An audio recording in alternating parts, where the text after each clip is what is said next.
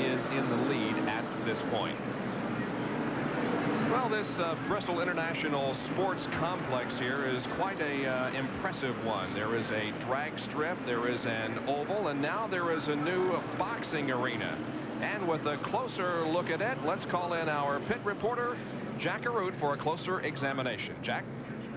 If you're... Well, I'll tell you, we always enjoy coming here to Bristol, not only because of the fine facilities, but we're also treated very well when we come here by Larry Carrier and the entire staff, and it just makes our visit that much more enjoyable. We've got a great race going on out here on the track as Jeff Bodine has the lead, but back of him, Dale Earnhardt and Ricky Rudd contest second. Dale Earnhardt got under the Jeff Bodine car coming off turn 4, but he had to hit the apron just a little bit. He got the car a little sideways. Ricky Rudd saw the opportunity, said, hey, I'm going to try for second spot. Before he could get there, Dale Earnhardt had got the car straightened back up. Well, let's run down the field as we see it right now. Bodine is the leader. Second place is Earnhardt. Third is Ricky Rudd. Fourth, Waltrip. And fifth is Richard Petty. A challenge for the lead here in turn number 4. They touch coming off the corner. They go 3 wide down the main straightaway. Fall into single file now. And look at Darrell Waltrip, who's on the high side of the racetrack, right alongside Ricky Rudd. Earnhardt is beside Bodine for the lead. They go down the backstretch, 2 abreast and into the corner that way. Now Rudd is going to try to follow Earnhardt along. If he possibly can, he needs to get going right behind Earnhardt, because that second spot, if he can do it. Earnhardt has the lead. Now we'll see what Rudd can do if he can take over second position. I don't think that Jeff Bodine has his handling problems figured out yet. Rudd is to the inside, bumping Bodine as they come off the corner, and Ricky Rudd sticks his nose into second position. And look, right there, Richard Petty. He's coming along. He's third spot, and the people are going crazy. Bodine back to fourth. Waltrip watching from fifth position. Now they fall into single file, but what a tremendous battle we had there for a moment. Dale Earnhardt has the lead. Rudd is second. Petty is third, gets the car a little bit sideways there in corner number 1, but saves it. Bodine fourth, Waltrip fifth. Then in sixth position, it's Terry Labonte. Seventh, the strong running Rusty Wallace. In eighth position is Harry Gant. Ninth is Bobby Allison, and 10th is Kyle Petty. Darrell Waltrip just a few laps ago was looking at second spot. Right now, he's running a fifth place and trying his best to get by fourth. Boy, this is probably Ricky Rudd's best performance 1986, and he has to be very happy in the cockpit of that number 15 Ford. He has been in contention all day long. But more, if you're watching this from Spartanburg, South Carolina, you boys are doing good. And we wish you were here. Ricky right behind Dale Earnhardt. 178 laps completed out of 500. That will make up the Valleydale 500. But boy, Richard Petty is also looking strong here in this race.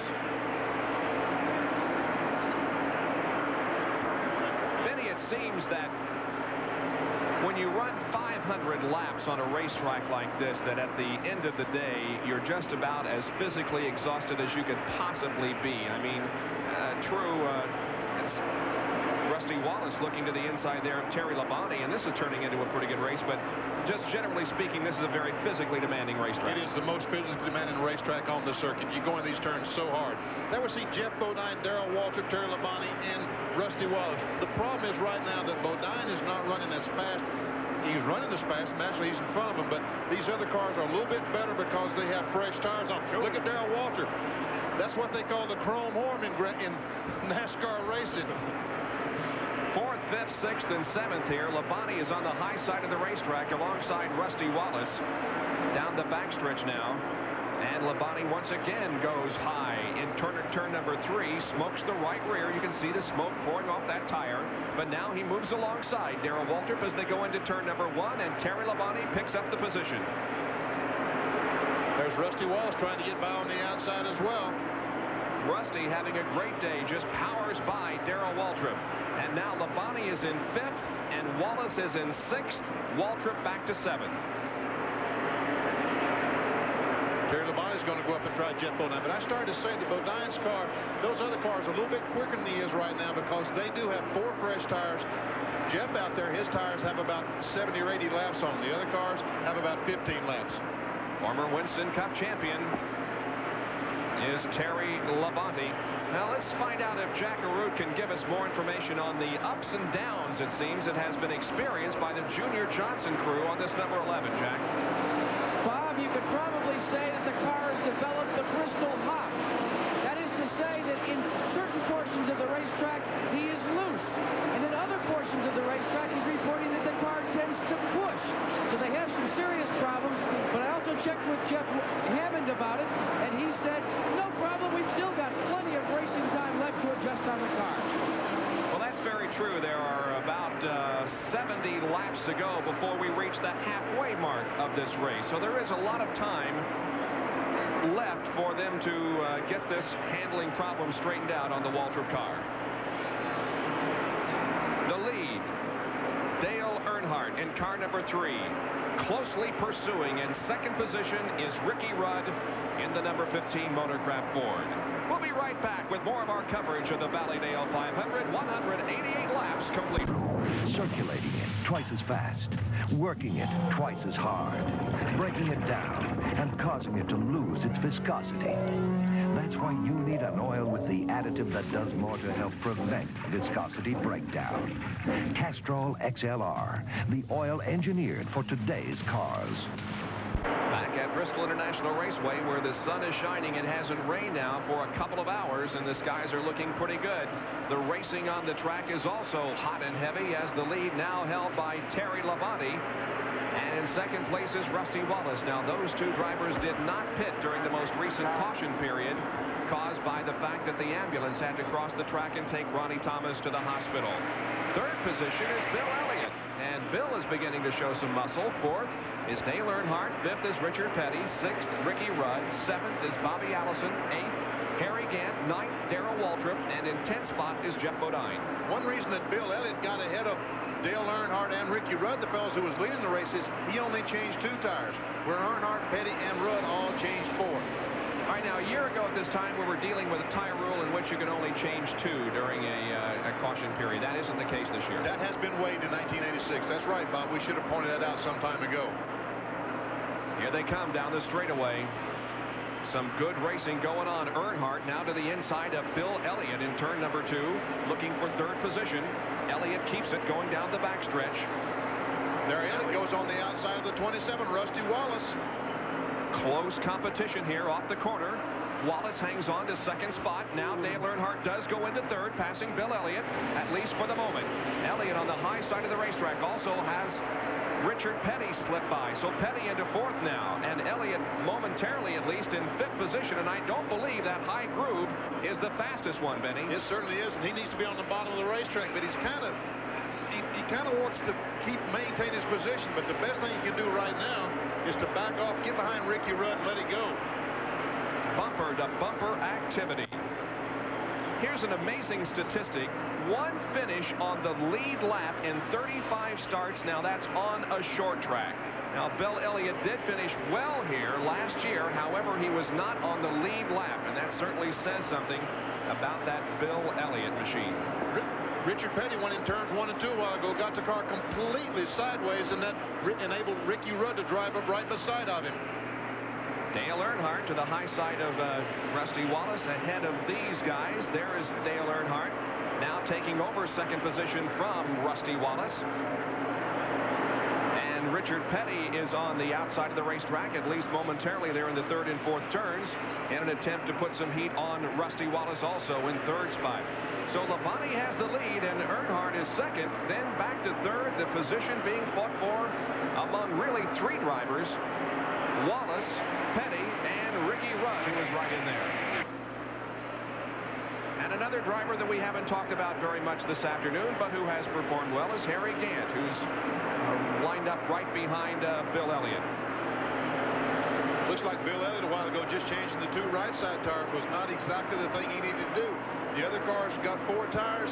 Bill Elliott having problems keeping up right now with the other cars.